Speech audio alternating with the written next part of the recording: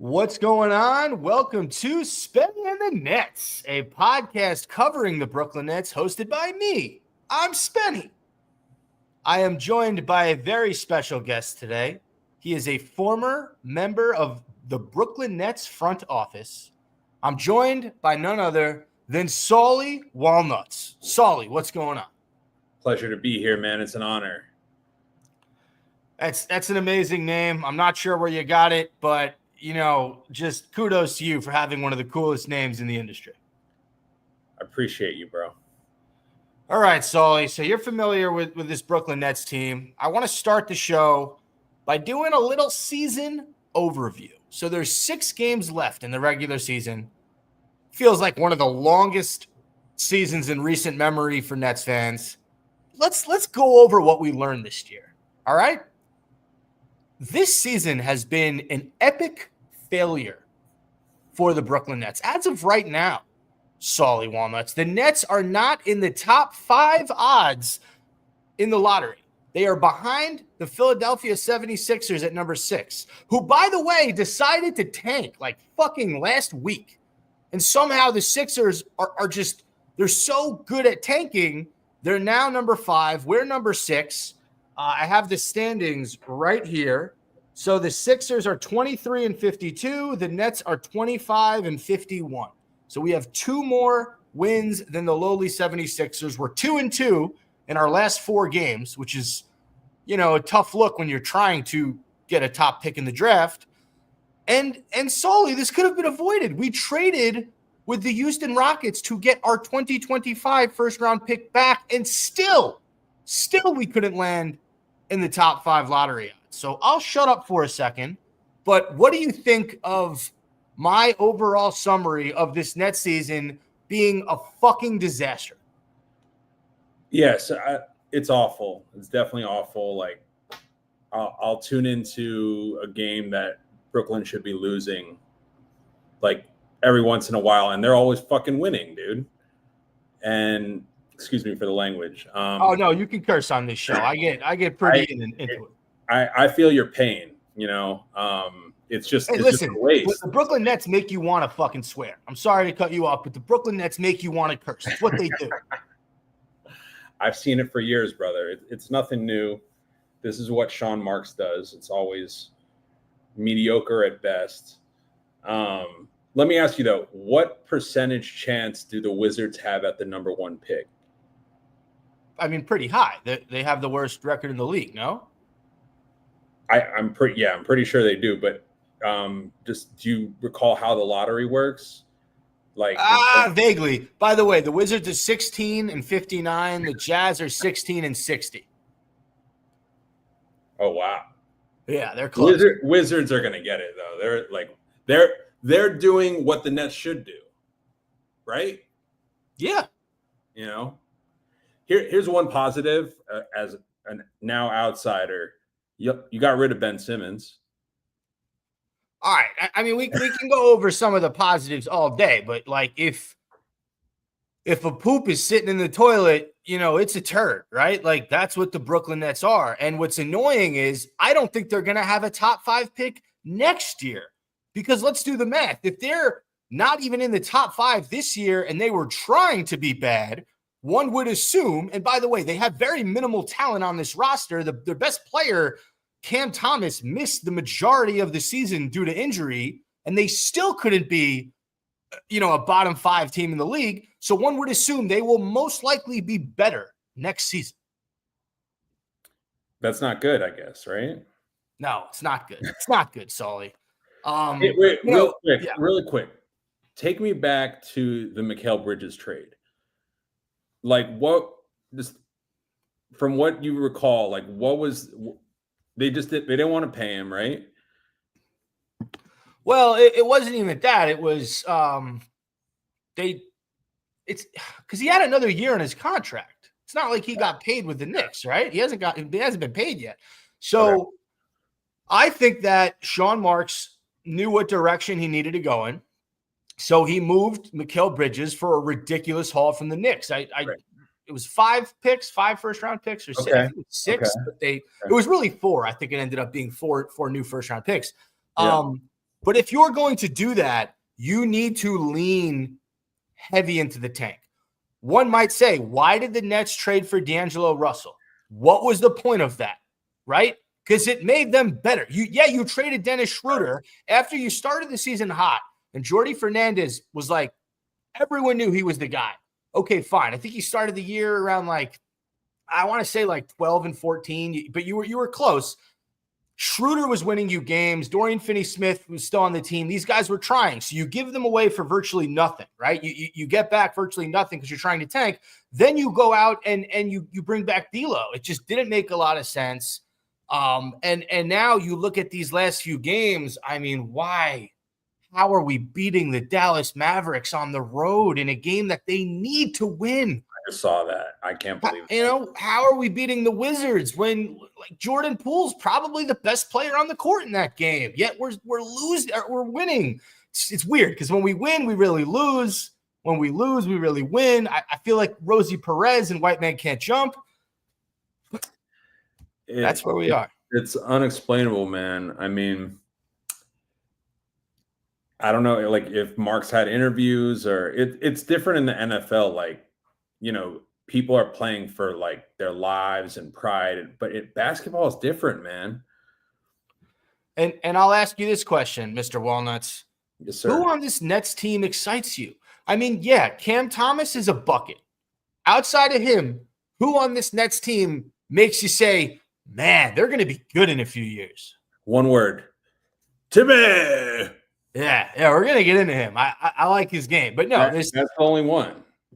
I like Claxton. I have a rare rookie card of his, but it's not worth shit, and it's not going to be worth shit anytime soon unless I don't know. He's got to step up. I don't know, man. A Claxton rookie card might get you an egg and cheese sandwich at a bodega in Brooklyn. It might. Probably won't. Yeah. All right. With 6 games left in the season, I got nothing. I have categorized sort of my own, I don't know, schema or what have you of different tiers that I put the Nets players in. So I'm going to start, and if you agree, disagree, please let me know. Okay. There's only one player on this team that deserves good season, and that is Cam Johnson. Cam Johnson came into this year really expecting to be a third or fourth option, right? Cam Thomas and Dennis Schroeder were essentially ahead of him in the pecking order. He's just someone that hasn't looked great with the Nets. Last year, he didn't look great. And then the year before that, actually the year that we traded for him, he had a nice playoff series against the 76ers. But last year, he was a disappointment. He couldn't hit shit. Couldn't hit water if he fell out of a fucking boat. Oh, I remember. He was bad. This season, I mean, at certain points, Nets fans were hoping, praying that Marks would move him for 2 firsts.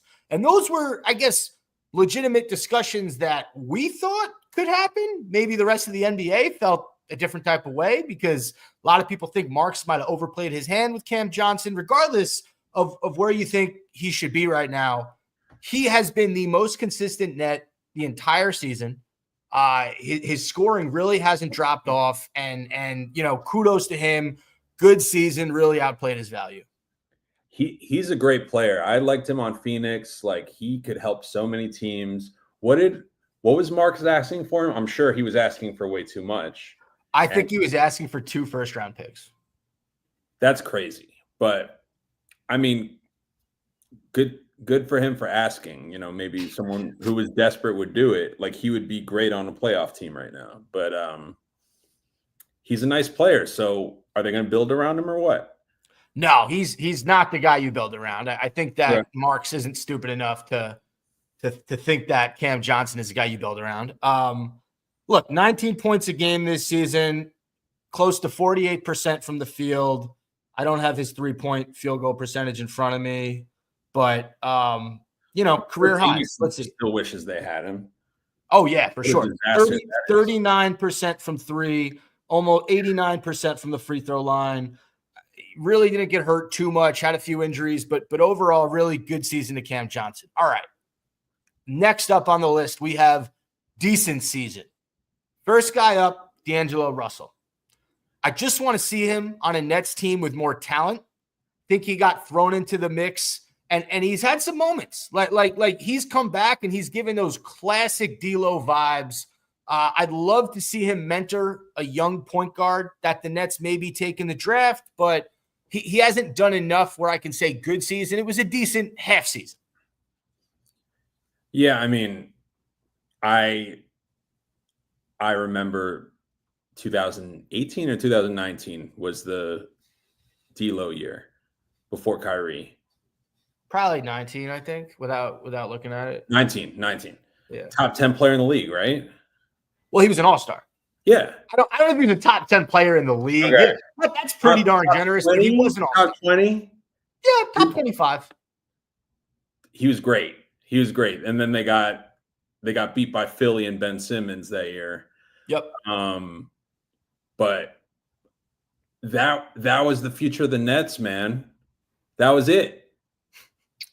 And then Kyrie and KD came in, and the rest is history. But I mean, I like him as a player. Obviously, he probably wanted to stay on the Lakers or whatever. I mean, the guy probably just wants money at this point, but he's a nice player. He's one of those point guards. Like, he's obviously not a bottom tier point guard in the league, but he's not a top tier point guard in the league. He's very kind of status quo. He scores enough to make you happy. He does have good vision, although I think he was a little bit handicapped on that Lakers team playmaking wise, because it's hard to be unless you're Luka Doncic and you have the ball in your hands as much as he does, it is hard to be a playmaking point guard with LeBron when you're not seeing that many touches a game. And I think that for D'Lo, it was a little bit of a different pressure in LA playing with LeBron, whereas he comes to the Nets. I've said this on recent podcasts. He was able to play a lot more freely. He was able to take that step back three without, thinking the coach might throw him a look or two. Now, I always sort of love to bring this up if I have a guest on, but Spencer Dinwiddie and D'Angelo Russell, two very similar careers with the Nets. Oh, yeah. Both came, they left, they came back. Mm-hmm. Spencer left. Now we have D'Lo. Who do you think? And I guess if you're looking at just the Nets, the answer is definitely D'Lo. But in terms of their NBA careers, who do you think ends up being the better player, D'Angelo Russell or Spencer Dinwiddie? Well, I'm favoriting Dinwiddie just because he's a CU buff and he's my alumnus, and I think he's just a funny guy. I think it's D'Lo because he's a starter. Like, Dinwiddie's been a bench guy mostly, like, since. I mean, now he's starting for Dallas, obviously, but he played the last couple of years off the bench. Well, so you got to think D'Lo is a top 3 pick. D'Lo came into this league as a stud. Spencer Dinwiddie was not a lottery pick. I'm not even sure he went in the first round. No. Yeah, so he's a guy, he started his career coming off the bench in the G League. I know he was with the Pistons at one point. When he got to the Nets, he was coming off the bench for D'Angelo Russell, right? Because that starting lineup was D'Lo, Karis LeVert, Joe Harris, Jared Allen, and maybe Rondae Hollis-Jefferson for all I remember. But he was coming off the bench on that first iteration of the Brooklyn Nets. Then when he came back when he played with KD and Kyrie, I think he was going to start with that unit, and then he got hurt. He was out most of the year. Then he went to Dallas. Then he goes to LA, and he started. Oh, and he went to Washington too. He started in Washington. He started in Dallas. He started in No, he didn't start in LA. He was off the bench in LA, and then now I guess he's starting again. Yeah, I don't know. Dinwiddie's had some really nice highs. I think of that year when he played with Jalen Brunson and Luka Doncic. He was really, really good that season. You got a stat for me. What's up? Oh, they actually have the same exact salary. Russell's making 18.7 mil this year. Dinwiddie's making 17.14. And Dinwiddie's 2 years older. So honestly, Dinwiddie, his expectations, he's done better given his expectations, and he's older. He's been in the league almost 10 years. Here's my final thought on this, and then there are two other guys I want to say decent season too. I think D'Angelo Russell's career will be better when all is said and done. I think you're For right sure. in terms of him being a starter, him being an all-star. Dinwiddie never sniffed the all-star team. But the one thing I will say about Spencer Dinwiddie that's nice, and he said this in an interview after the Brooklyn Nets, Spencer Dinwiddie will take on any role the team asks him to take on. 100%. If you need him to get 8 assists a game, he can do that. When he was playing in Brooklyn with Mikal, he's averaging 6. But look at what those when it was him, Mikal Bridges, and Cam Johnson, and I think Cam Thomas too. Yeah. His job on that team was to pass. So he was at one point, I think a year or two ago, he was leading the league in assists when he came over. When he came over from Dallas to the Brooklyn Nets in the Kyrie deal, that last half of the season, he was passing the ball like freaking Magic Johnson. He can also get you buckets. The year when he played with Luka and Jalen, he did not have to pass this ball. He was a spot-up shooter who can pick and choose. So I don't think that D'Lo is like that. I think with D'Lo, he's got to run your offense. It was a little weird in LA because I do think he was a bit bootstrapped playing with a point forward in LeBron James. And also you had Anthony Davis on that team who also kind of handles the ball out of the post. So I don't think that D'Lo's game is as flexible as Dinwiddie's, but D'Lo is going to be the better player when all said and done. That's 100%. My take. And looking at his stats, D'Lo's way more consistent.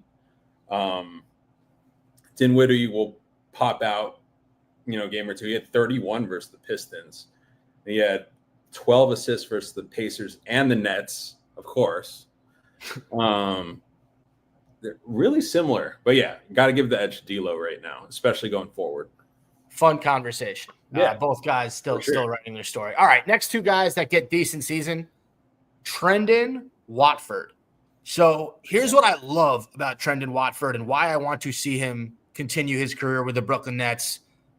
He is a guy who can get you tough buckets, right? He's not the prettiest hooper you've ever seen, but he can get you buckets in the lane. He's a competitor. He's not afraid of the moment. He's hit some big shots this year.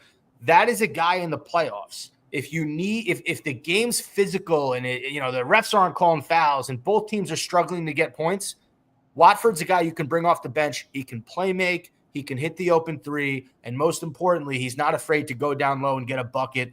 I love his defense. I love how hard he plays. Decent season to Trendon Watford. 26 versus the Pacers. Wow.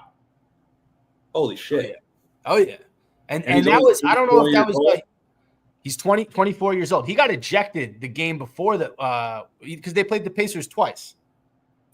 Is he a 4 or 5? So Trendon Watford is basically a point forward. Okay. That's what he is. He brings the ball up, but he's 6'9". He's a monster. Now he had a really nice season. And I just think if the minutes were there, I think if the minutes were there for him, he would have gotten my good season award. But he came off the bench. He was the backup point guard for a lot of this season. Really, really, really nice player. Kind of finding that sort of second home in Brooklyn. I think he started with the Trailblazers. Was he on any other team, Watford? Brooklyn Nets, 2023. There you go. I know he's with the Blazers. Oh, yes, he was on the Blazers. Okay. I remember that team for sure. One more player I want to give a decent season shout out to, and that's Zaire Williams. Zaire Williams is a really fun story. I talked with CJ Holmes about him on one of our last shows. Fun, energetic guy. If he can improve his 3-point percentage, he reminds me of like a Dorian Finney-Smith type of player who's a long, lengthy defender. He can hit the open 3. He's not going to be the best creator off the dribble. That's not his game, but really, really nice talent. And how old is he, Solly Walnuts? Do you have that up there? I think Zaire Williams, I know he's young because he was teammates with Bronny. Yes. I think he's 23. 23 years old. There you go. Sierra Canyon High School. 6'9". He's 6'9". Damn. 6'9". Yeah, I liked him on Memphis a lot. I don't know why they got rid of him, but yeah. He had a lot of injuries over there. It just didn't work out. He wasn't getting minutes towards the end, but if he can improve his 3-point percentage, because he was a bit inconsistent this season, he's a guy who, again, These are role guys that you get the stars, and then you keep a Zaire Williams, you keep a Trenton Watford. Very inconsistent, but 22 versus the Pacers. Wow. All right. So there are three guys that I expect more from next year. First guy is Noah Clowney. Here's my issue with Noah Clowney. Out of the three guys, are we getting into G League territory now? We're gonna eventually talk about your boy. He's coming up. He's on my list. Okay. But Noah Clowney, out of the three guys that Marks drafted in that draft 2 years ago, Clowney's the most promising, right? The other two are Jalen Wilson and Dariq Whitehead. We'll get to them in a bit. But I need to see Clowney either develop a post-up game or a mid-range game. Right now, he is a stretch four who shoots threes. He can defend a little bit, but that's kind of all he does. He doesn't, he can drive to the hoop. It's not really there yet. He just doesn't have any moves. So as a young player, I'm kind of 60% sold on Noah Clowney. But again, out of the three guys that Marks drafted 2 years ago, he's the one that has the most potential to be a solid player in this league. Is he a chucker? He's not a chucker. Okay. He's not afraid to shoot the three, even if he's guarded. But I wouldn't call him a chucker. Okay. All right, next guy up, Tosan Abuma, G League stud. Okay. He's an interesting player. I think it's just because he's French, but his game reminds me a little bit of Boris Diaw. He can do it all. He can pass. He can score around the rim.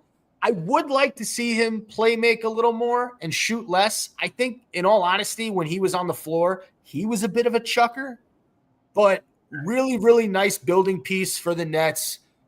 We got to see him a good amount this season. He was on a two-way contract.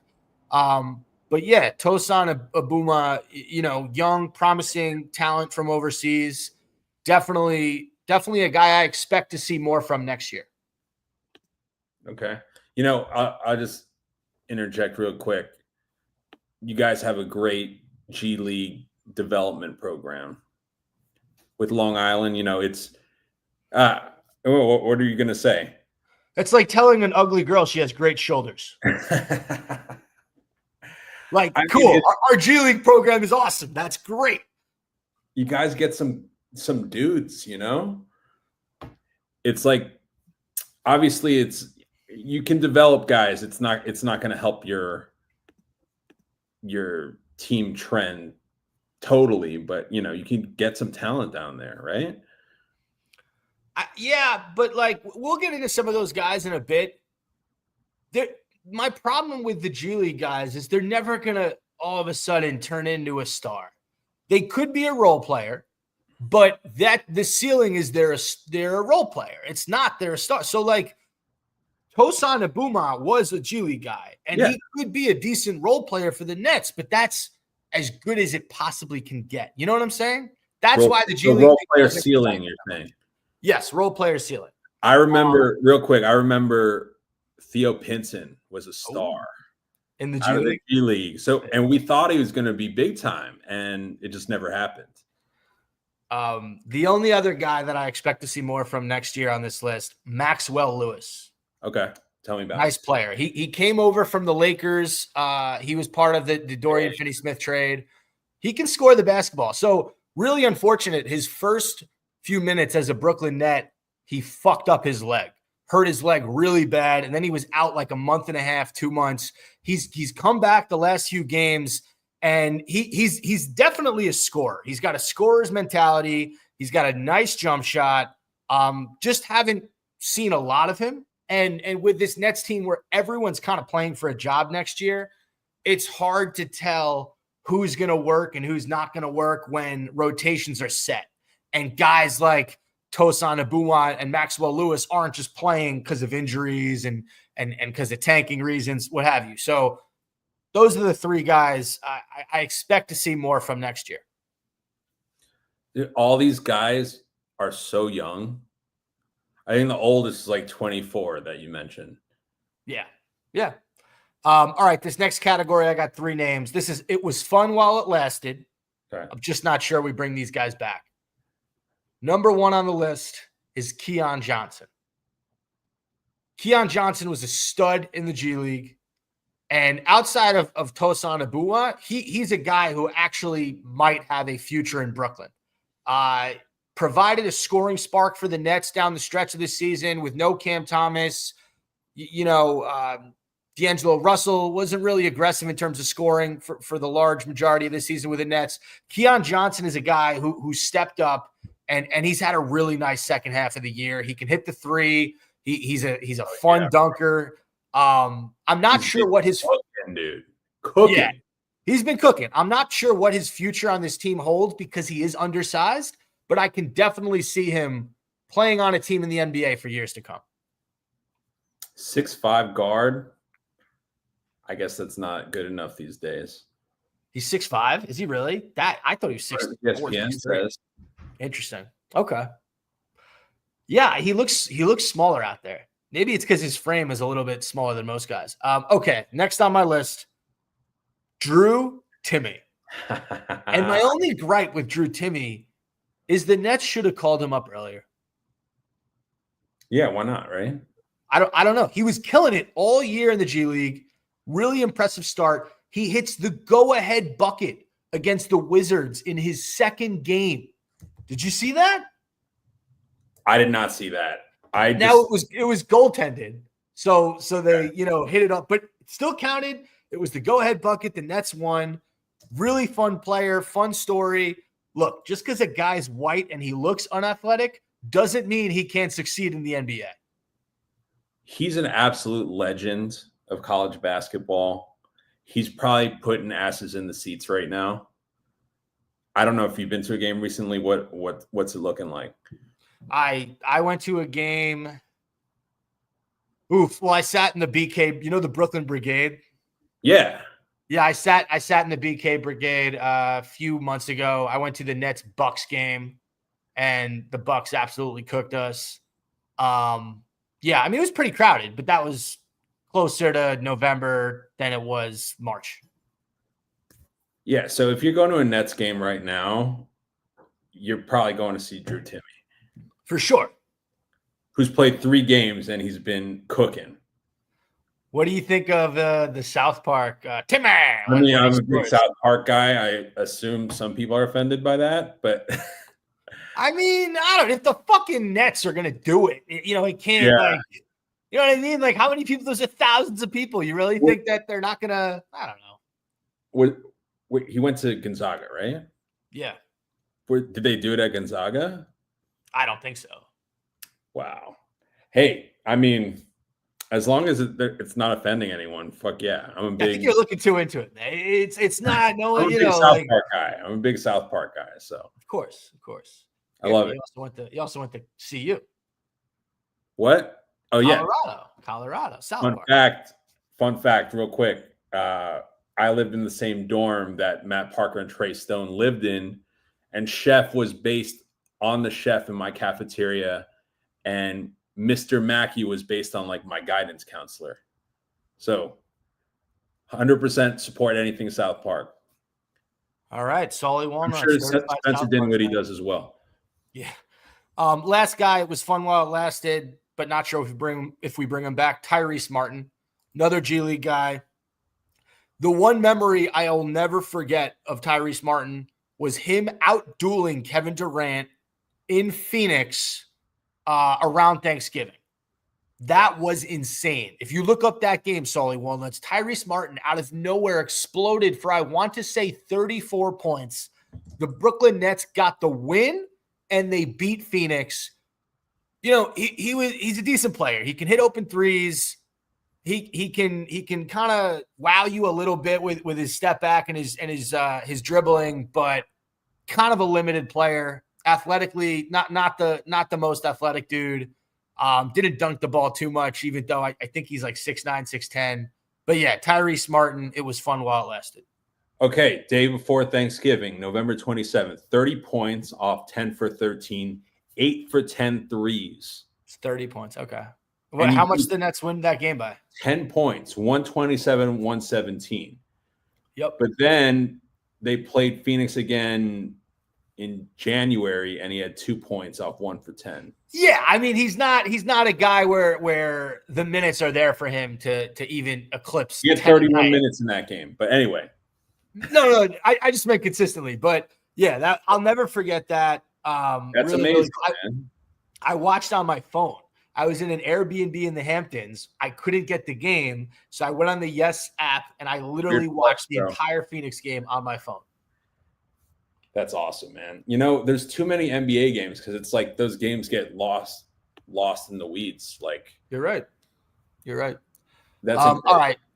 This is my last category, and then we can quickly go over the Nets' last 4 games. These are the players that I'm disappointed in. Right, shaking my head. Could have been a lot better. These 4 guys. We're going to start with Nick Claxton. Disappointing year. Yeah. Just didn't have the same edge that he's had in years past.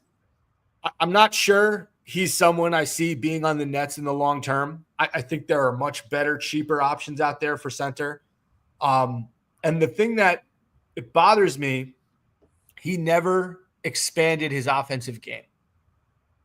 It's every now and again he'll hit a jumper. Every now and again he'll hit a hook shot. But really, he's an alley-oop threat. And that's virtually it. He just is not an offensively talented player, and his defense isn't to a Rudy Gobert level where he impacts the game. So I'm just sort of out on Nick Claxton after this year. Let me ask you a question about him. He's a rim protector, right? Yes. Do you think the Lakers would use his services right now? I don't know why they didn't trade for him in the season. That made no sense to me. Yeah, he's better than Jackson Hayes. Smaller Mark Williams, right? Yeah, for sure. And he wouldn't have failed the physical. He's in insane shape, Nick Claxton. So, Mark's probably got the call and said no, right? I don't know. He would be a really good player with LeBron. He would be. A few years ago, he had like the game-winning alley-oop from Harden against the Lakers to beat them. I don't think it was on Christmas, but it was when we still had the big 3 for that short tenure. But no, I was disappointed with him. In a season where guys like Tyrese Martin were putting up 30, Keon Johnson had multiple 20-point games, Tosan Awuma had a 20-point game.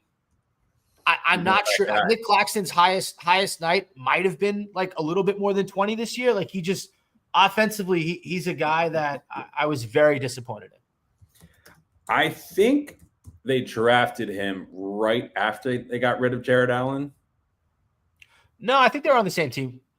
Okay, but then Allen was gone not long after. Well, Allen was gone in the James Harden trade. Right. And then I think Claxton started after that. Yeah. Right? Okay. They have similar numbers, but obviously he's nowhere near Jared Allen, right? No. He is not. At least not now. Last year, you could have made an argument he was better than Jared Allen. And Jared Allen was an all-star last year. Nick Claxton had a really, really solid year last year. I know. I was looking at that rookie card, bro. It was coming up. Yeah. And now it's back down to peanuts. I think it would be nice for him to get a new change of scenery. I mean, in Claxton's defense, he's been on, he was on that initial team with Jared Allen and them. I think he got drafted the year that KD and Kyrie signed in Brooklyn. Yeah. Okay. I was there. So, yeah. So he started, his career with the Nets when they were on the mountaintop. He was here for the years, or the I don't know, few months with Mikal Bridges and Cam Johnson, and then he's been here for the worst. But for him not to really improve in that it just whatever. But anyway, I'd love to see him in a new place. Okay, we got to move on. So there are 3 other guys on this list. I'm going to start with Reese Beekman, and you're probably saying who? Reese Beekman is a point guard that came over from the Warriors in the Golden State trade. I'm sorry, in the Dennis Schroeder trade, salary filler. And he's been absolutely awful, Mr. Walnuts. It just comes on the floor. He's a point guard, does nothing, can't really shoot the ball, can't score the ball. He's supposed to be a tenacious defender, whatever the fuck that means. He doesn't do much. So I'm sorry, Sean Marks, but you taking back this guy, Reese Beekman, it wasn't the move. That's what I have to say about him. Okay. That's it. All right, next two up. So these next two, Solly Walnuts, they're the two guys who were in the same draft class as Noah Clowney. Okay, tell me. We're going to start with Dariq Whitehead out of Duke. Now, Okay.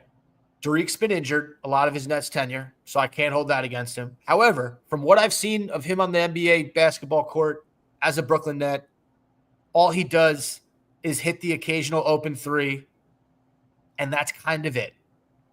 He's not quick. He hasn't really been able to do anything in terms of getting to the basket, in terms of mid-range. He just hits open threes, and sometimes he misses them. So, yeah, I'm kind of How out. much money are these guys making? I mean, not a lot. He was Okay. first-round pick 2 years ago. I think he's 21, 22. Him and Clowney went right after one another. Okay. And also, the thing with Dariq Whitehead is now you have a guy like Maxwell Lewis who can also hit threes, but he's a much more complete scorer at this point than Dariq Whitehead is. You'd like to see Dariq Whitehead a few years removed from the injuries and see what he actually has. I just don't think it's going to be with the Nets. So that's my first guy. And if I told you I was 60% sold that Noah Clowney is going to be, a future building block with the Nets, I am 10% sold on Dariq Whitehead. Now, this next guy is a guy who probably has played in the top 3 in terms of minutes this season for the Brooklyn Nets. If I had to guess, this guy has not missed games really with injury. He's been in the starting lineup, but I don't think he's an NBA player. And that guy is Jalen Wilson. Second-round pick out of Kansas. I have heard of him, actually. I'm sure you have. Streaky three-point shooter. Like super streaky. The last few games. Say it again? J.R. Smith streaky? Oh, like way worse. The thing is, this guy's shot is ugly. So it's very like when he misses. Uglier than Mikal Bridges? Yeah. Oh, yeah. Oh, wow. Okay. This Jalen Wilson shoots a moon ball. Ball goes to the sky. So the last few games, it's been going in. And it's been looking nice. But I can't say that a guy's, a building block if he's hitting threes for 2 weeks. I got to see that for a good amount of the season. He does have aggressive drives to the hoop. I will say that. He has no mid-range game. He's a below average defender. And Solly Walnuts, here's the craziest stat. I don't think Jalen Wilson has ever dunked in the NBA. That's nuts. There was a list that came out a few months ago, and it was like the tallest players in the NBA to never dunk. He was on that list. Steph Curry. 6'6". Steph Curry has dunked this year. So I'm just not sure that he could be a contributing player on a playoff team.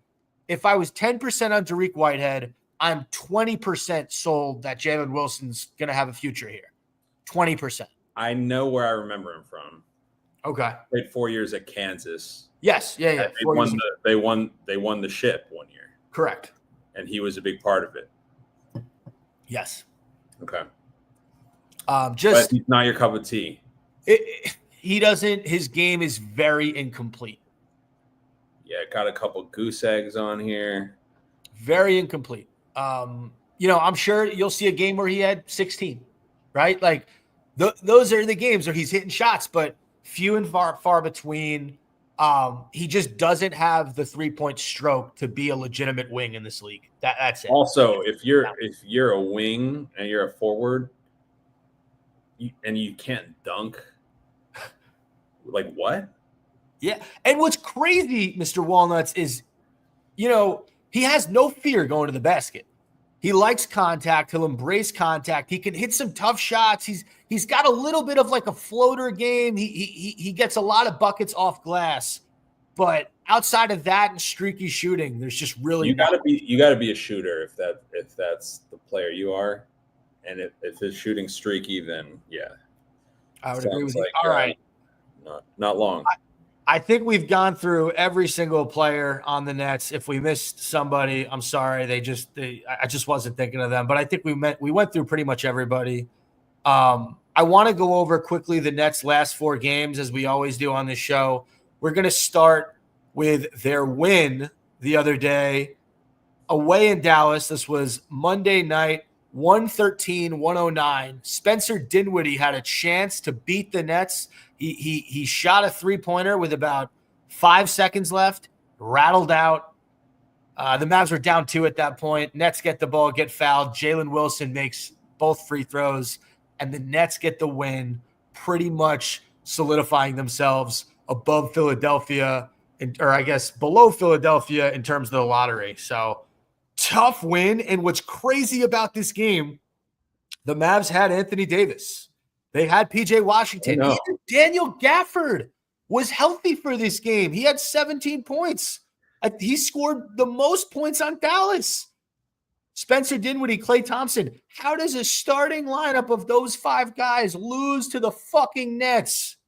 Explain that one to me. My only explanation is some insiders had Nets money line. What?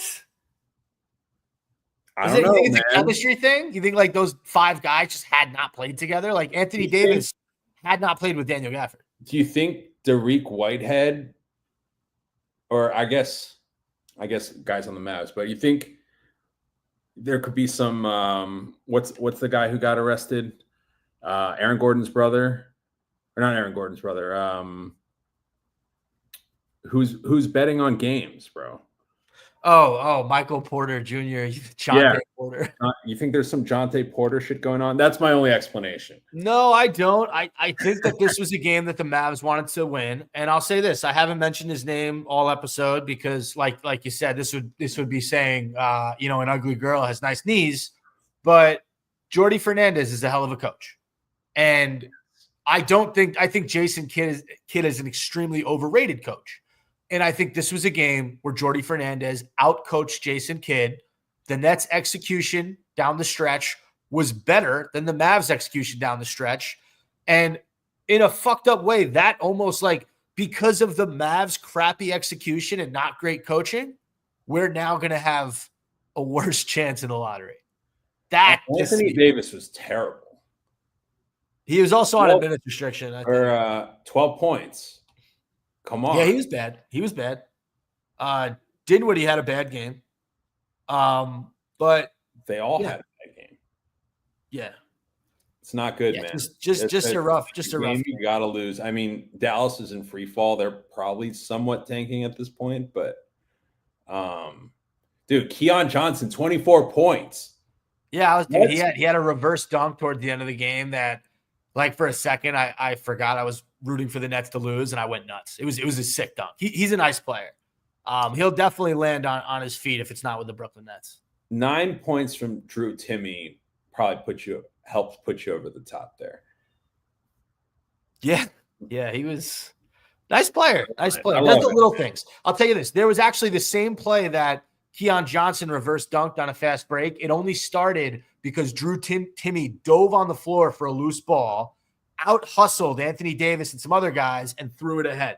So yeah, I mean, you make a move like that with calling up Timme, you can't not expect to beat a Mavs team on the road in Dallas.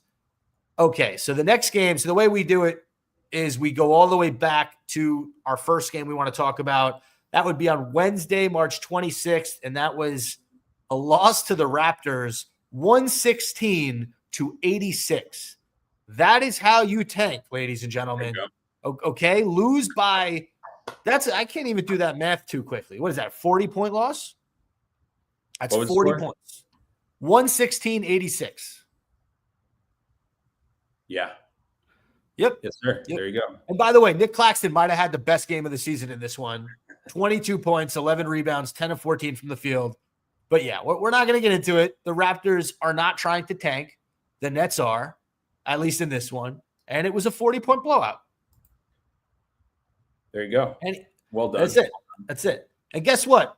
The next game, the Clippers game, that was a 32-point blowout. 132-100 against the Los Angeles Clippers. Now, the only stat line I love here, Ben Simmons, 17 minutes, 0 points, 0 of 3 from the field. There you go. Love that. Absolutely love that. Got him. Awesome. Kawhi Leonard. So this game, I watched this game today actually on DVR. Kawhi Leonard had a 19-point second quarter. He absolutely, and it wasn't just that he was dominating on offense. How many steals did he have? If you look up his steals, I think he had 4 or 5 steals. The claw? The claw, yeah. He's a freaking nutcase. I'll tell you right now, he had 4 steals in that game against the Nets, 6 rebounds, 31 points. He was 71% from the field. He was 83% from three-point range. God, I love him. So shout out to the Clippers. You know, they gave us a thwomping. Shout out to the claw, man. Shout out to the claw. Do you think the Clippers are going to do anything in the playoffs? Hell no. Yeah. Absolutely. I mean, who's beating OKC? Come on. Yeah, that's true. But let's say they get the 7th. I guess it's OKC, the Nuggets, and the Lakers. There's only 3 teams that can win. Could they beat the Rockets in the first round, the Clippers? Maybe. Rockets look good, though. They do. And then finally, we get to this win against the Wizards. This was, I believe, was it Saturday? Shit, I like to have the date in front of me. Do you have the Nets Wizards 115? Yes. Oh, it was 329. What day is 329? That was 2 days ago. So that was Sunday. Yes. Okay. Yeah, Drew Timme, go-ahead bucket. We mentioned it earlier in the show. It was goaltended, but still counts. Timme with 19 points, 6 rebounds, 9 of 14 from the field. Look, I'll tell you this, Solly Walnuts. If I'm going to lose a game if I'm going to win a game that we needed to lose, I'm fine winning it this way, where Timme from the G League comes up, has the game of his life. His parents are smiling. He hits the big shot. I don't know if I know they showed his parents in the Dallas game. I don't know about this game, but or maybe they showed him in this game. All the fucking games are a blur to me because I watched them all on DVR in the same day. Oof. So today I watched the Raptors game. I'm sorry, I watched the Clippers game today. I watched the Wizards game and I watched the Mavs game. And I watched the Raptors game yesterday. So I've watched 3 Nets games today. I'm very well versed in this fucking team. Couldn't watch them live. Wasn't going to spend my Friday night watching the Brooklyn Nets play basketball. I had better shit to do. But don't worry, before I ever do this podcast, I watch the fucking games. Yeah, all Nets starters were in double figures except Zaire Williams because he had 0 points. 20 points for Tyrese Martin, 15 points for Keon Johnson, 18 points for Cam Johnson, and 13 points for Noah Clowney. Cam Johnson hit some big shots down the stretch, right around his average. And Jalen Wilson had 20 points off the bench in this game. It was a nice 3-point shooting game for him. 4 of 7 from 3, 5 of 9 from the field, 7 rebounds for Jalen Wilson as well. Yeah, I mean, the Wizards are a dumpster fire. What do you want me to say? They have talented players. You know, I think that they're tanking, though. They're like doing it the right way. Of course. But look at their roster. They have a lot of guys. Smart played 7 minutes. Yeah, that's true. You know what I'm saying? Look, like they're not playing their good players. You're right. They're letting this Jordan Poole like fuck around. My point is they have guys that you can be excited for the future. Alex Sarr looks like he could be a decent big man in this league, right? He kind of looks like, you know, whatever. Justin Champagny, he looks like he can be a decent player. Bubbs Carrington looks like he can be a player. AJ Johnson has come alive as of late. This guy Vukcevic off the bench, he's a power forward, 6'10". He's someone who looks like he can be a player. None of it matters because they're getting Cooper Flag. Well, but that's what I'm saying. If you have this young base and you just add to it, that's how you become like the Spurs in a year or two. Yep. Right. So I mean, but it's the Wizards. Are tanking. We'll fuck it up somehow. They're tanking better than we are. As are the Sixers, as are the Jazz. And then is that it? Sixers, Jazz. Who else is tanking better than we are? Did you say the Raptors? No, I think we have higher stuff than the Raptors. All right, here we go. Hornets and Pelicans. Bulls are not tanking, and neither are the Heat. So right now it would be Washington 1, Utah 2, Charlotte 3, Pelicans 4, Philly 5, Brooklyn 6. So I got to run in a second, but this is the last thing I want to say. Okay. I'm looking at Bleacher Report most recent mock draft from yesterday. 1 to Utah Jazz, Cooper Flagg. 2, Dylan Harper to the Wizards. 3 to the Hornets, VJ Edgecombe. 4, Ace Bailey to the Pelicans. 5, guess, to the Brooklyn Nets. Derek Queen. Oh, Maryland? Yeah. I don't know if I like his game. I don't know if his game translates to the NBA. That's the question. All right. Solly Walnuts, I want to thank you so much for coming on. This was a blast. Ep 219. The title of this episode is A Season to Forget. I'm Spenny, the host of the Nets podcast, the best damn Nets podcast out there, Spenny and the Nets. Any final words for the listeners, Solly? Just one word. Timmy! Brooklyn. Later, much. Later, bro.